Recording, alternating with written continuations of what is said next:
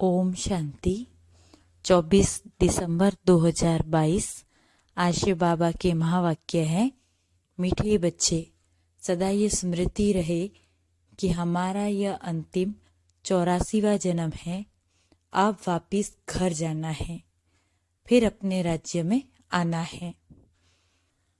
प्रश्न है, बाबा पक्का सौदागर हैं कैसे? उत्तर, जो अभी साहूकार हैं, जिन्हें पैसे का नशा है, बाबा कहते तुम यहाँ की अपनी राजाई संभालो। उनका बाप स्वीकार नहीं करता। गरीबों को ही बाबा ऊंचे से ऊंच बनाते हैं। गरीबों की पाई पाई सफल कर उन्हें साहूकार बना देते। इसीलिए बाप को पक्का सौदागर कहा जाता है। प्रश्न, बच्चों में कौन सी सुस्ती बिल्कुल नहीं होनी चाहिए? उत्तर, कई बच्चे मुरली सुनने व पढ़ने में सुस्ती करते हैं, मुरली मिस कर देते हैं। बाबा कहते, बच्चे इसमें सुस्त मत बनो, तुम्हें एक भी मुरली मिस नहीं करनी है। ओम शांति। बच्चों से बेहद का बाप पूछते हैं, और जो भी गुरु गोसाई आदि हैं, वह अपने फॉलोअर्स को बच्चे नहीं कहेंगे। आजकल तो अच्छे अच्छे जवान विद्वान भी भाषण करते हैं। व बुजुर्ग माताएं अथवा पुरुष हैं, उनमें हिम्मत ही नहीं आएगी जो कहे कि हे बच्चों। यह अक्सर वह कह सकते जो ग्रस्त व्यवहार में हो। बच्चा अक्सर फैमिली का है। बाबा कह सकते हैं, वह सन्यासी आदि तो फैमिली के नहीं है, वह है निवृत्ति मार्ग वाले। तो ग्रस्त व्यवहार के ख्यालात बुद्धि में नहीं आते। यह तो माता पिता हैं, तो जरूर बच्चे बच्चे कहेंगे। तुम भी समझते हो, बेहद का बाप हम बच्चों को बैठ समझाते हैं, पूछते हैं, बच्चों तुम्हारा घर कौन सा है? परम धाम। परम धाम से कोई समझेंगे नहीं, उनको कहना चाहिए शांति धाम, निर्वाण धाम। तुमको याद करना है अपने घर को। जानते हो बाबा आया हुआ है, हमको श्रृंगार कर घर ले जाएंगे, फिर हम सुख धाम में आएंगे। अभी तो यह दुख धाम है, इनका तुमको संन्यास करना है। ये बेहद का संन्यास सिवाय परमपिता परमात्मा के और कोई सिखला न सके। वह तो हद का अर्थात घर बार का संन्यास करते हैं। यह तो माता पिता है ना, माता पिता घर बार कैसे छुड़ाएंगे? उनका तो धर्म ही है निवृत्ति मार्ग का, जैसे और धर्म है। आर्य समाजी राधा स्वामी। अभी राधा का स्वामी कौन है, यह कोई भी नहीं जानते। वास्तव में राधे कृष्ण तो प्रिंस प्रिंसेज हैं। आपस में दोनों सखा सखी ठहरे, उनको राधा का स्वामी नहीं कहेंगे। जब राधा का स्वामी बनता है, फिर नाम बदलकर लक्ष्मी नारायण नाम पड़ेगा। श्री नारायण स्वामी है। हाँ, जब तक शादी नहीं की है, तब तक स्वामी नहीं कहेंगे। यह समझने की बातें हैं। बाबा ने बच्चों से पूछा, अपना शांति धाम सुख धाम याद है? ये रावणपुरी दुख धाम है। पूरी रहने की होती है। रावणपुरी में राम सीता है नहीं। यूं तो तुम सब सीताएं हो, और बाप कहते हैं मैं हूं राम। मुझे तुम सीताओं को रावण की जेल से छुड़ाना है। जो सारी दुनिया समुद्र के बीच में है, उन पर रावण का राज्य है। राम राज्य तो सतयुग में था, जिसमें लक्ष्मी नारायण राज्य करते थे। था भारत पर राज्य, परंतु उस समय और कोई खंड न होने के कारण कहा जाता है यह भी विश्व के मालिक थे, भारत के मालिक थे। और कोई खंडों का नाम निशान नहीं रहता, तो सारी दुनिया के मालिक ठहरे ना। और वहां तुम्हारा मीठे नदी पर राज्य चलता है। तुम यह बच्चों की बुद्धि में रहना चाहिए कि अब नाटक पूरा हुआ, अभी वापस घर जाना है। हमने 84 का चक्र लगाया। मनुष्य की बुद्धि में कुछ नहीं आता, ऐसे ही सुनी सुनाई बात कह देते हैं। तुम जानते हो, हम 84 का चक्र लगाकर आए हैं। अभी हमको वापिस जाना है, फिर नए सिर चक्र शुरू होगा। पुरानी दुनिया कलयुग से नए सिर शुरू हो नहीं सकता, परंतु नया चक्र सतयुग से शुरू होगा। यह सब बातें तुम बच्चों को समझाई जाती हैं, परंतु किनकी बातें बच्चे भूल जाते हैं। कितनी ही बातें हैं जो बच्चे भूल जाते हैं। धारणा न होने के कारण फिर वह खुशी का पारा नहीं चढ़ सकता। हमारा यह 84वां अंतिम जन्म है। फिर हम अपने घर जाएंगे। जब तक पवित्र नहीं बने हैं तब तक कोई वापस जा नहीं सकते। जन्म लेना ही है। जो तुम पहले पहले थे अब पिछाड़ी में हो। सब धर्म वाले अभी अंत में भिन्न नाम रूप देश काल में हैं।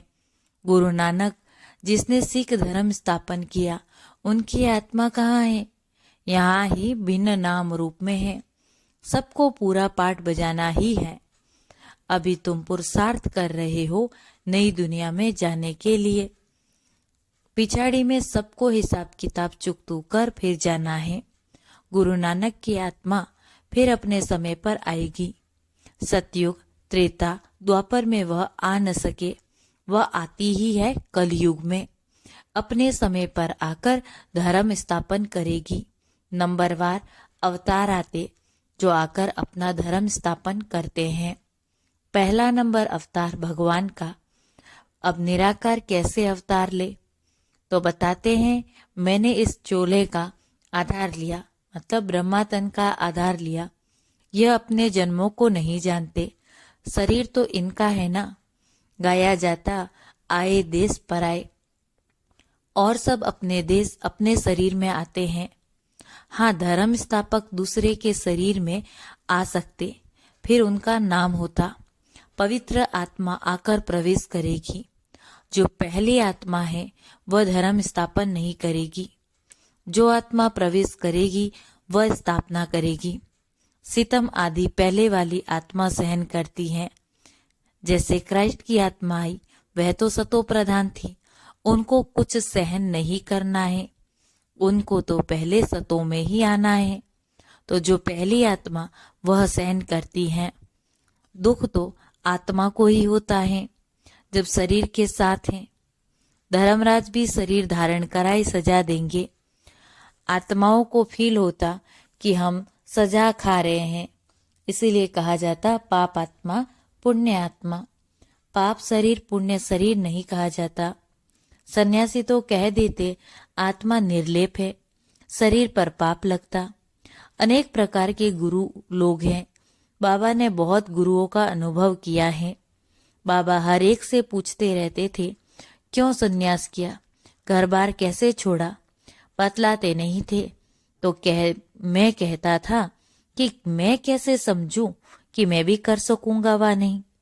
ऐसी ऐसी बातें बड़े समझदारी से करते थे। अभी समझते हैं ये सारा जो मनुष्य सृष्टि रूपी झाड़ है, इसकी जड़ जड़ीभूत अवस्था है। अभी फिर से नया शुरू होना है।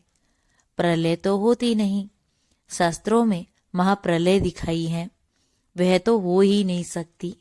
कहते श्री कृष्ण सागर में पीपल के पत्ते पर आया। यह सब गपोड़े हैं। बाबा कहते मैं तो आता हूँ आदि सनातन देवी देवता धर्म की स्थापना करने। हमेशा पहले स्थापना फिर विनाश पालना, ऐसे कहना चाहिए। ऐसे नहीं कि पहले स्थापना पालना और पीछे विनाश कहो। तो कोई सेंसिबल सुनेगा तो कहेगा ये तोते मुआफिक पड़े हुए हैं, स्थापना पालना फिर विनाश कैसे होगा? इसलिए कायदे मुआफिक करेक्ट अक्षर बोलने हैं। स्थापना विनाश और फिर पालना। अभी ऊंचे से ऊंचा बाप की तुमको श्रीमत मिलती है, देते हैं ब्रह्मा के तन द्वारा। यह बाबा का शरीर मुकर्रर है। सेंसिबल बच्चे जो होंगे उनको कोई राय पूछनी होगी तो श्रीमत लेंगे। श्रीमत पर चलने से कभी धोखा नहीं खाएंगे। शिव बाबा की ही श्रीमत है। बाबा दूर थोड़े ही हैं। बाबा देखते बच्चे रॉन्ग चलते हैं या राइट चलते हैं। हर एक को सर्जन से राय मिल सकती है। यह है सबसे बड़ा सर्जन। कोई भी बात में तकलीफ हो तो बाबा बैठा है। श्रीमत पर चलते रहो। समझो कोई गरीब बच्चा है, धारणा अच्छी है, सर्विसेबल है, परंतु गरीब है इसलिए आकर मिल नहीं सकता। ऐसे को टिकट भी मिल सकती है। बाबा तो गरीब निवाज है ना। ऐसे तो बाप को बच्चे चाहिए जो गरीब से गरीब हो और पढ़कर ऊंचे से ऊंचा चढ़ जाए। आजकल सब गरीब हैं। 10-20 लाख तो कुछ भी नहीं है। 10-20 करोड़ हो तो साहूकार कहा जाए। बाबा ने समझाया, पदमपति यह वर्षा ले नहीं सकेंगे, वह अर्पण हो न सके और ना बाबा अलाउ करेंगे। गरीबों की पाई पाई सफल होती। ऐसी क्या पड़ी है, यह भी पक्का सौदागर है, इसलिए साहूकार आते ही नहीं। बाबा कहते हैं तुम अपनी राजाई संभालते रहो। अब तुम बच्चे जानते हो, बाबा आकर सब वेद शास्त्रों का सार समझाते हैं। यह भी बाबा ने समझाया है, विष्णु को ब्रह्मा बनने में 5000 वर्ष लगते और ब्रह्मा से विष्णु को निकलने में 1 सेकंड। और कोई ये बातें समझ न सके। बाबा कितना अच्छा हिसाब समझाते हैं। ना विष्णु की नाभि कमल से 84 जन्मों के बाद अभी ब्रह्मा निकलता है। अभी ब्रह्मा सरस्वती सो फिर लक्ष्मी नारायण बन जाते, सूर्यवंशी बनेंगे, फिर चंद्रवंशी बनेंगे। यह सारा चक्र बुद्धि में है। ब्रह्मा सो विष्णु, विष्णु सो ब्रह्मा, यह टॉपिक भी बहुत अच्छी है। सारे चक्र का राज इसमें आ जाता है। यह सब बातें सेंसिबल बच्चे अच्छी रीति धारण कर सकेंगे और पॉइंट्स लिखते करेक्ट करते रहेंगे। भाषण जब करते हैं, कोई को याद नहीं रहता तो कागज सामने रखते। तुम बच्चों को ओरली समझाना है। बैरिस्टर लोग बहुत अभ्यास करते, फिर दूसरा वकील आर्ग्यू करेंगे तो किताब खोलकर देखेंगे, फिर बोलेंगे जज साहब देखो फलानी लॉ बुक में यह है। वे फिर कहेंगे फलाने बुक में यह है। उन्हों के पास बहुत पॉइंट रहती। इंजीनियर की भी बुद्धि चलती रहती। तो हमको ऐसे ऐसे प्लान बनाने हैं। तुमको भी विचार चलाना है। टॉपिक की लिस्ट बनानी चाहिए। इस पर यह पॉइंट समझाएंगे, फिर सारी नॉलेज बुद्धि में आ जाएगी। फिर एक्यूरेट भाषण करेंगे। अचानक भाषण करेंगे तो गड़बड़ होगी। यह भी नंबरवार प्रैक्टिस है। तब तो जो तीखे हैं उनको बुलाते, आकर भाषण करो। समझते हैं ये बड़ी बहन है। भाइयों में जगदीश होशियार है तो कहेंगे बड़ा भाई है, तो फिर रिगार्ड पूरा रखना चाहिए। फिर बड़े काम का है छोटों को सिखाना। बड़े का काम है फिर छोटों को सिखाना। स्कूल में मैनर्स भी सिखलाते हैं। इसमें भी मैनर्स अच्छे चाहिए। देवी गुण धारण करने हैं, मूडी नहीं बनना है। कभी मीठा कभी कैसा, वे फिर सर्विस नहीं कर सकते। बहुत मीठा बनना चाहिए। बहुत प्यार से किसी को समझाना है, तब अच्छा पद मिल सकता। सभी को राजी करना है। यह तो जानते हो, बाबा आकर सभी मनुष्य मात्र को खुश करते। सर्व के सद्गति दाता, सर्व को सुख शांति देने वाले, प्रेम का सागर, सुख का सागर है। बाप तुम्हारा बाप है तो बाप जैसा मीठा बनना पड़े। तुम कलप कलप बाप का सो निकालते हो। शिव शक्ति पांडव सेना, तुम स्वर्ग की स्थापना करते हो। टाइम लगता है जब तक आसुरी गुण बदल देवी गुण बन जाए। आत्मा पर जो जंग चढ़ी हुई है वह कैसे निकलेगी? योग बल से। जितना बाबा की याद में रहेंगे उतना कट उतरेगी। बच्चों को मुरली एक भी मिस नहीं करनी चाहिए। बहुत बच्चे सुस्त हैं जो कभी मुरली भी नहीं पढ़ते। मुरली में बहुत अच्छी अच्छी पॉइंट निकलती हैं, तो कभी भी मुरली मिस नहीं होनी चाहिए। परंतु बाबा जानते, अच्छे अच्छे बीके भी मुरली की परवाह नहीं करते। समझते हम होशियार हैं।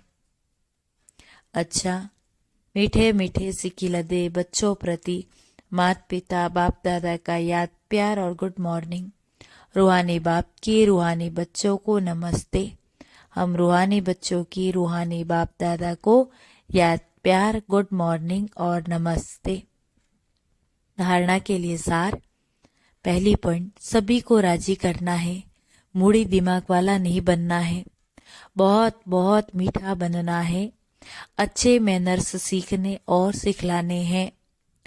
दूसरा पॉइंट, हर कदम पर सुप्रीम सर्जन से राय लेनी है, श्रीमत पर चलते रहना है, सेंसिबल बन हर पॉइंट्स स्वयं में धारण करनी है। आज का वरदान, त्रिकालदर्शी स्थिति में रहे ड्रामा के हर समय को पाठ को देखने वाले मास्टर नॉलेजफुल भव। त्रिकालदर्शी स्थिति में रहे ड्रामा के हर समय के पाठ को देखने वाले मास्टर नॉलेजफुल भव। विस्तार है, त्रिकालदर्शी स्थिति में स्थित रहकर देखो कि हम क्या थे, क्या हैं और क्या होंगे। इस ड्रामा में हमारा विशेष पार्ट नोंदा हुआ है। इतना स्पष्ट अनुभव हो कि कल हम देवता थे, फिर हम कल देवता बनने वाले हैं। हमें तीनों कालों की नॉलेज मिल गई है। जैसे कोई भी देश में जब टॉप पॉइंट पर खड़े होकर सारे शहर को देखते हैं तो मजा आता, ऐसे संगम युग टॉप पॉइंट है। इस पर खड़े होकर नॉलेजफुल बन हर पार्ट को देखो तो बहुत मजा आएगा। स्लोगन है, जो सदा योग युक्त हैं उन्हें सर्व का सहयोग स्वतः प्राप्त होता। जो सदा योग युक्त हैं उन्हें सर्व का सहयोग सर्वतः और स्वतः प्राप्त होता है। ओम शांति।